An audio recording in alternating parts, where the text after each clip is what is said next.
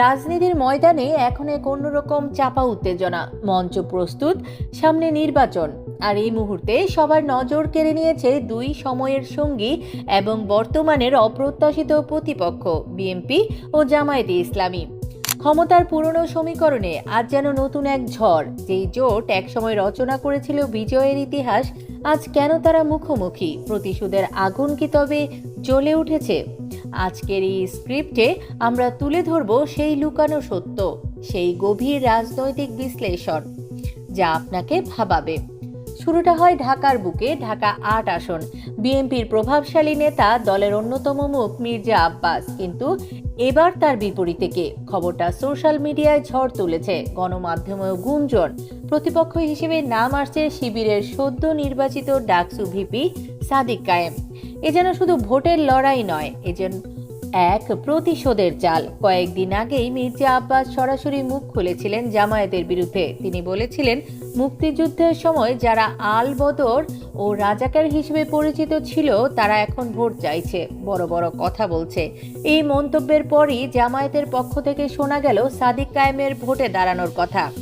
সাদিক কায়েমের জনপ্রিয়তা কিন্তু চোখ ধাঁধানো। ডাকসু নির্বাচনে ছাত্র শিবির সমর্থিত প্রার্থী হিসেবে তিনি বিপুল ভোটে জয়ী হন। তিনি একজন তরুণ ক্লিন ইমেজ নিয়ে এসেছেন। বিশ্লেষকরা মনে করছেন, মির্জা আব্বাসের মতো শক্তিশালী প্রতিপক্ষের বিরুদ্ধে জামায়াত এবার তরুণ ভোটারদেরকেই তফাৎ গড়ে দেওয়ার অস্ত্র হিসেবে ব্যবহার করতে চাইছে। জামায়াতের এই চাল কি তবে বিএনপির প্রতি তাদের ক্ষোভের বহিঃপ্রকাশ? ঠিক এর পরের দিনই আলোচনার কেন্দ্রবিন্দুতে এলেন তারেক রহমান। তিনি ভার্চুয়ালি যুক্ত হয়ে দেশ গড়ার কর্মসূচিতে পরিষ্কার বললেন, জামাতকে দেশের মানুষ 1971 সালেই দেখেছে। নিজেদের স্বার্থ রক্ষায় কিভাবে লক্ষ লক্ষ মানুষ হত্যা করেছে তা জাতি জানে। তারেক রহমানের এই বক্তব্য কিন্তু একটা বিষয় স্পষ্ট করে দিল, নির্বাচনের মাঠে বিএনপি মোটেও জামায়াতকে হাতের মোয়া ভাবছে না, বরং স্পষ্টই নিজেদের প্রতিপক্ষ মনে করছে। কিন্তু কেন এই সিরিয়াসনেস? বিএনপি 3 বার ক্ষমতায় এসেছে, জামায়াত মাত্র একবার, 2001 সালে বিএনপির সঙ্গে জোট বেঁধে। কিন্তু তবুও আজ কেন এই চাপ? জামায়াত এখন তৃণমূল থেকে শুরু করে মনোনয়ন সব দিকেই দারুণভাবে সুসংগঠিত, আর এই সময়ে বিএনপিকে সামলাতে হচ্ছে নেতাকর্মীদের বিক্ষোভ, বিদ্রোহ। সম্প্রতি রুমিন ফারহানা এক সাক্ষাৎকারে বট বাহিনীর বিরুদ্ধে কথা বলেন, আর এই বট বাহিনীর সঙ্গে জামায়াতের সংশ্লিষ্টতার ইঙ্গিত পাওয়া যায়। বট বাহিনী হলো সংগঠিত অনলাইন অ্যাকাউন্ট, যারা নির্দিষ্ট ব্যক্তি বা দলের পক্ষে বা বিপক্ষে কাজ করে। সোশ্যাল মিডিয়ায় জামায়াতের এই উপস্থিতি বিএনপির ভেতরে চাপ বাড়াচ্ছে। জামায়াতকে উপেক্ষা করা এখন বিএনপির জন্য অসম্ভব। আজকের এই তিক্ততা কিন্তু 2 দশক আগের এক বিরাট ভুল বা প্রয়োজনের দিক নির্দেশনা দেয়।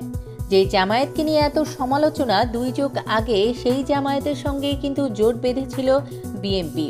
2001 সালে জাতীয় পার্টি, ইসলামী ঐক্যজোট এবং খেলাফতে মজলিসকে নিয়ে গঠিত হয় সেই 4 দলীয় জোট। এই জোটের হাত ধরেই অভূতপূর্ব বিজয় আসে। জামায়াতের 2 জন নেতা মন্ত্রিত্বও পেয়েছিলেন, কিন্তু সময়ের ফেরে সেই জোট আজ নেই। তবুও জোটের নানা বিতর্ক নিয়ে দীর্ঘদিন পর্যন্ত জামায়াতের সঙ্গে সম্পর্ক টিকেছিল। গত অক্টোবরে পঞ্চগড় জেলা বিএনপির এক নেতা এম.এ. মজিদ জানিয়েছিলেন, বিএনপির ক্ষমতায় এলে জামায়াতে ইসলামী রাজনীতি করতে পারবে না। কিন্তু সময়ের ফেরে সেই জোট আজ নেই। তবুও জোটের নানা বিতর্ক নিয়ে দীর্ঘদিন পর্যন্ত জামায়াতের সঙ্গে সম্পর্ক টিকেছিল। গত অক্টোবরে পঞ্চগড় জেলা বিএনপির এক নেতা এম.এ. মজিদ জানিয়েছিলেন, বিএনপি ক্ষমতায় এলে জামায়াতে ইসলামী রাজনীতি করতে পারবে না, দলটিকে নিষিদ্ধ করা হবে। যদিও পরে তিনি তার বক্তব্য প্রত্যাহার করেন, কিন্তু এই ঘটনায় একটি বিষয়ে পরিষ্কার হয়ে যায়, এক সময়ের জোট সঙ্গী জামায়াত আজ বিএনপির জন্য সবচেয়ে অস্বস্তিকর প্রতিপক্ষ হয়ে উঠেছে। মির্জা আব্বাসের বিরুদ্ধে সাদিক কায়েমের মনোনয়ন গুঞ্জন, তারেক রহমানের কড়া মন্তব্য, তৃণমূলের সংগঠনের মাধ্যমে তরুণ ভোটার টার্গেট করা, সব মিলিয়ে জামায়াত প্রমাণ করেছে তারা শুধু একটি দল নয়, তারা একটি সুসংগঠিত শক্তি। আর এই কারণেই 3 বারের ক্ষমতাসীন বিএনপি আজ এই দলটিকে মোটেও হালকাভাবে নেওয়ার ভুল করছে না। প্রশ্ন হলো, ক্ষমতা কি তবে সত্যি বদলে দেয় সম্পর্কের রং? রাজনীতির এই প্রতিশোধ আর হিসেবের খেলায় শেষ হাসি হাসবে কে? সময় দিবে তার উত্তর। রাজনীতিতে কোনো কিছুই যেমন চিরস্থায়ী নয়, তেমনি সহজও নয়। আপনাদের কি মনে হয় বিএনপি জামায়াত দ্বৈরথের এই নতুন অধ্যায় দেশের রাজনীতিতে কি প্রভাব ফেলবে? কমেন্টে আপনাদের মতামত জানাতে ভুলবেন না।